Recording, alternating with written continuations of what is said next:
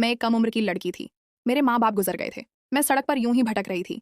एक सेठ की नज़र मुझ पर पड़ी। वह मुझे अपने साथ घर ले आए और मुझे काम पर रख लिया। वह अकेले ही रहते थे रात को। वह हर रोज़ एक लड़के को अपने कमरे में ले जाते और अंदर से अजीबोगरीब आवाज़ आती थी। सुबह बच्चा गब हो जाता था ये रात जानने के लिए। मैं उनके कमरे में छुप गई और डर के मारे मेरी चीख निकल गई, क्योंकि वहां तो मेरा नाम शिल्पा है। एक बहुत ही गरीब परिवार में मेरा जन्म हुआ, जहां हर रोज मेरे माता पिता में मारपीट होती थी। एक गंदी बस्ती में मेरी परवरिश हुई और थोड़ा बड़ी हुई तो मेरे माँ बाप दोनों गुजर गए। जिस बस्ती में मैं रहती थी वह मकान किराए का था। मेरे माँ बाप की मौत के बाद मकान मालिक ने मुझे घर से बाहर निकाल दिया। मैं सड़कों पर यूं ही भटकने लगी। खाने के लिए कूड़ेदान में खाना ढूंढने लगी। तभी वहां पर एक गाड़ी आकर रुकी। गाड़ी से एक बड़े सेठ बाहर निकले। करीब 35 साल के तो होंगे। उनकी नज़र मुझ पर पड़ी। मैं काफ़ी घबरा गई। अब मैं बेसहारा हो गई थी। किसी बुरे इंसान हाथ में मैं पड़ गई तो मेरी घबराहट शुरू हो गई। जब सेठ मेरे पास आने लगे उन्होंने मुझसे कहा, तुम्हें भूख लगी है क्या? मुझे बहुत तेज भूख लगी थी तो मैंने अपना हाँ में सर हिलाया। भूख से बड़ा दुश्मन तो और कोई भी नहीं है, उन्होंने कहा। मुझे काम के लिए अपने घर में एक लड़की चाहिए। तुम मेरे घर काम करोगी क्या? उनकी बात सुनकर मैं हैरत में पड़ गई। वह मुझे जानते तक नहीं और अपने घर पर काम करने के लिए कह रहे हैं। मुझे सोच में डूबा देख उन्होंने कहा, तुम्हें घबराने की जरूरत नहीं है। मैंने सोच कर कहा, ठीक है मैं काम करने के लिए तैयार हूं, पर आपने तो मेरे बारे में कुछ पूछा ही नहीं। उन्होंने कहा, बताओ अपने बारे में। मैंने अपने बारे में सब बता दिया, ये भी कि मेरे पास सब रहने को छत भी नहीं है। ना जाने में यह सारी बातें क्यों बताई, मैं तो इन्हें जानती भी नहीं हूँ। शायद मेरी हालत अब इतनी बुरी हो चुकी थी कि मैं अनजान इंसान पर भरोसा करने लगी हूँ। उन्होंने कहा, कोई बात नहीं, चलो तुम मेरे साथ। अब तुम मेरे घर में ही रहना, खाना और वहां काम करना। मैं उनकी गाड़ी में बैठ गई। उन्होंने मुझे एक कपड़े की दुकान पर ले गए और मुझे कुछ कपड़े खरीद के दिए। काफ़ी खूबसूरत कपड़े हैं। मेरे सारे कपड़े तो फटे पुराने हैं। फिर वह मुझे एक पार्लर में ले गए और पार्लर वाले से कहा कि मेरी हालत थोड़ी ठीक कर दे। पार्लर वाले ने मुझे नहाने को कहा और मैं नए कपड़े पहने और उसने मेरा होलिया ठीक कर दिया। जब मैं अपने आप को आईने में देखा तो मैं बहुत ही खूबसूरत लग रही थी। मैं मालिक के साथ उनके बड़े बंगले में आ गई। मालिक घर पर अकेले ही रहते थे। उन्होंने मुझे अपना काम समझा दिया और रहने के लिए एक छोटा सा कमरा भी दे दिया। रात को खाना खाने के बाद वह कहीं बाहर चले गए। फिर अपने साथ एक बच्चे को ले आए। उसको लेकर अपने कमरे में चले गए। मुझे बहुत ही अजीब लगा, पर मैं अपने कमरे में सोने चली गई। अचानक कुछ अजीबोगरीब आवाज़ से मेरी नींद खुल गई। मुझे लगा आवाज़ कहाँ से आ रही है। देखने के लिए मैं उठी, पर मैं हैरत में पड़ गई। ये आवाज़ मालिक के कमरे से आ रही थी। मैं अपने कमरे में वापस आ गई। मालिक के साथ रहकर मुझे रहने के लिए अच्छा कपड़ा और अच्छा खाना मिल रहा था। मैं काफ़ी खुश थी और मैं सुनहरे सपने में डूब गई। जब सुबह हुई तो मैं कमरे से बाहर निकली और अपना काम करने लगी। मालिक का कमरा बंद था। शायद वह अभी सो रहे थे। लेकिन जब वह अपने कमरे से निकले मैं बहुत ही हैरान हुई। जो बच्चा कल रात उनके साथ उनके कमरे में गया था वह वापस नहीं आया। मालिक ने मुझसे कहा था कि तुम पूरे घर की सफाई करना, खाना बनाना और घर की सारी जिम्मेदारी उन्होंने मुझे थमा दी थी। बस उन्होंने कहा था कि मेरे कमरे और बेसमेंट में कभी भी मत आना। मैं अपने कमरे की सफाई खुद करता हूँ।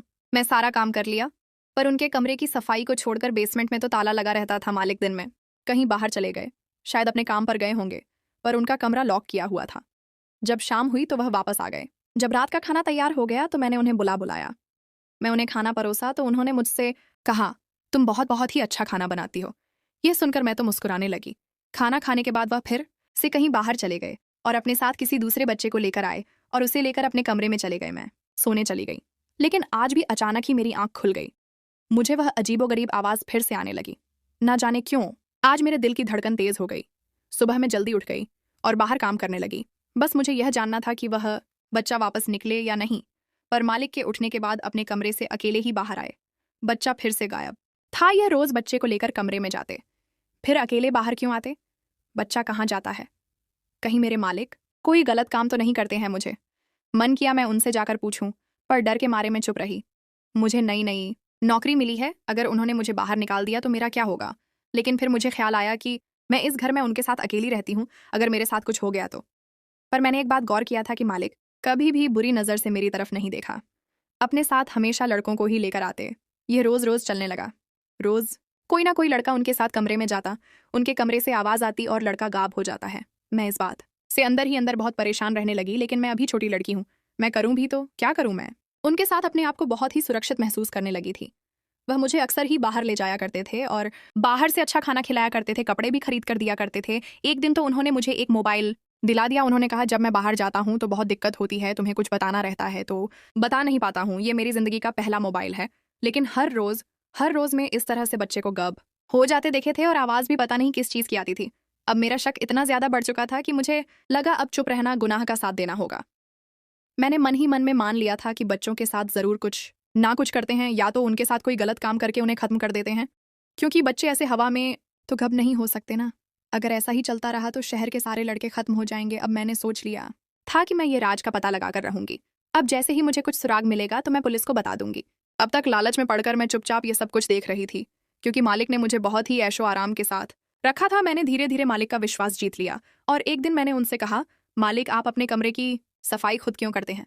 मुझे अच्छा नहीं लगता जब आप कमरे में होते हो तो तब मुझे बुला लिया करो, मैं साफ कर दिया करूंगी। मेरा इस दुनिया में कोई भी नहीं है। आपको अगर लगता है कि मैं चोरी करूंगी तो ये सच नहीं। मालिक, आपने मुझे सहारा देकर मेरी जिंदगी बदल दी है। मैं आपको कभी धोखा नहीं दूंगी। मालिक ने मेरी बात सुनकर कहा, ऐसी कोई बात नहीं है। ठीक है, कल सुबह जब मैं रहूंगा अपने कमरे में तुम मेरे कमरे की सफाई कर देना। अब मुझे मौका मिल गया था कि उनके कमरे को देखने का। आखिर उनके कमरे में ऐसा क्या जादू चलता है जिससे लड़के गायब हो जाते हैं? मालिक को धोखा देने का मेरा कोई भी इरादा नहीं था, पर बच्चे के साथ इस तरह से गलत होना भी तो सही नहीं है। मेरे दिल में सच्चाई भरी हुई थी। जब मैं सुबह उनके कमरे में गई तो देखा उनका कमरा बहुत बड़ा है। सोने के लिए एक बड़े से बेड है, पर कमरे के बीच में एक अजीब सी टेबल रखी हुई है। उसमें गद्दा भी है। लगता है कि किसी को सुलाया जाता होगा। मुझे तो कमरे से बाहर निकलने का एक ही दरवाजा नजर आया था। रात में एक बाथरूम घर की अच्छी सी सफाई करने के बाद में बाथरूम की सफाई के लिए मालिक की इजाजत ली। जब मालिक ने इजाजत दे दी तो मैं बाथरूम में गई और वहां पर जाकर हैरत में पड़ गई। बहुत ही खूबसूरत बाथरूम था, पर वहां भी कोई दूसरा दरवाजा नहीं था। अपना काम करने के बाद में मालिक को देखकर मुस्कुराई और बाहर निकल आई। मालिक को मुझ पर विश्वास हो गया था। उन्हें नहीं मालूम था कि मेरे दिमाग में क्या चल रहा है। अब मैंने सोच लिया था कि किसी तरह से मालिक के कमरे में घुसकर मैं उनके राज का पता लगाऊंगी। ऐसा मौका मिलना शायद नामुमकिन ही था, क्योंकि उनके कमरे में तभी मैं अंदर जा पाती थी जब वह कमरे में रहते थे, और जब वह बच्चे को लेकर आते थे तो मुझे ही दरवाजा खोलना पड़ता था। तो पहले से ही छुप पाना यह उम्मीद बिल्कुल भी नहीं थी। दिन बीतते चले गए और मुझे समझ नहीं आ रहा था कि क्या करूं। अचानक से एक दिन मुझे ख्याल आया कि मेरे पास तो मोबाइल है। अगर किसी तरह से मालिक के कमरे के अंदर में मोबाइल का कैमरा ऑन करके रख दूं तो अंदर जो भी होगा उसकी रिकॉर्डिंग हो जाएगी। पर कहीं मालिक की नज़र अगर मोबाइल पर पड़ गई तो वह तो मेरी जान ही ले लेंगे। मुझे समझ ही नहीं आ रहा था कि जिस इंसान ने मुझे इतना सहारा दिया उनको धोखा दूं या नहीं। पर हर रोज एक जीता जागता बच्चा मेरी आंखों के सामने गायब हो जा रहा था। अगर पुलिस को बताऊं तो पुलिस इस बात की तहकीकात करें कि बच्चे कहाँ गायब हो रहे हैं। पुलिस मुंह गरीब लड़की की बात पर यकीन क्यों करेगी? एक दिन मैंने मालिक से कहा, मालिक, क्या मैं आज रात को आपके कमरे में सो सकती हूँ? मालिक को मानो मेरी बात पर यकीन ही नहीं आ रहा था। मेरी तरफ अजीब निगाहों से देखने लगे। मैंने कहा, आज के ही दिन मेरी माँ गुजर गई थी। मैं नीचे सो जाऊंगी, आपको कोई भी परेशानी नहीं होगी मालिक। बस मैं आज की रात अकेले नहीं सोना चाहती हूँ। मुझे अपनी आंखों में आंसू भी लाना पड़ा था कि मेरे मालिक को मेरी बातों पर यकीन हो। उनके कमरे में जाने का या मोबाइल छुपाने का कोई भी रास्ता मुझे नहीं मिल पाया था, क्योंकि कमरा हमेशा ही वह लोग करते थे और चाबी अपने पास ही रखते थे। मालिक ने कहा, ठीक है, नीचे बिस्तर लगाकर सो जाओ। पर वह काफी गहरी सोच में डूब गए थे। उन्हें यकीन ही नहीं हो रहा था कि उनके मुंह से यह बात निकल गई, क्योंकि शायद वह नहीं चाहते थे कि उनके कमरे में कोई दूसरा आए। मेरे आंसू देखकर ही उन्होंने मुझे अपने कमरे में एक रात गुजारने की इजाजत दे दी थी। मैं अपने आंसू पोंछकर अपना बिस्तर मालिक के बिस्तर के साइड में लगा दिया और जैसे ही मैं लेटी तो सोने का नाटक करने लगी। मालिक शायद बाहर चले गए थे और जब दरवाजा खोलने की आवाज आई तो मैंने देखा एक लड़के को लेकर आए हैं। लड़के को बिठाकर मालिक मेरे पास आए तो देखा कि मैं सो रही थी हूँ। वे फिर से उस लड़के के पास चले गए। मालिक ने अपने लैपटॉप में कुछ चलाया और एक अजीब सी आवाज वहां से आने लगी। अब मुझे समझ आया कि वह अजीब सी आवाज लैपटॉप से आई थी। फिर कुछ चीज जलाया जिससे कमरा धुएं से भर गया। वह धुआं कमरे में फैल गया और थोड़ी देर में मैं बेहोश हो गई। जब मेरी आंख खुली तब सुबह हो चुकी थी। मैंने देखा मालिक बतर पर लेटे हुए हैं और बच्चा सही सलामत टेबल के ऊपर लेटा हुआ है। मैं भी चुपचाप लेटे हुई थी। मैं देखना चाहती थी कि आगे वह बच्चे के साथ क्या करते हैं। उन्होंने करीब 7 बजे बच्चे को उठाया और खिड़की के पास ले गए। मुझे अब तक वह एक शीशे ही लगा था, लेकिन यह तो दरवाजा है। वहां से बच्चे को लेकर निकले और शायद किसी के हवाले कर दिया। शायद बच्चे के माता पिता हो। माता पिता ने हाथ जोड़कर उन्हें प्रणाम किया और वहां से चले गए। उनके जाने के बाद मैंने उठने का नाटक किया। मैं मालिक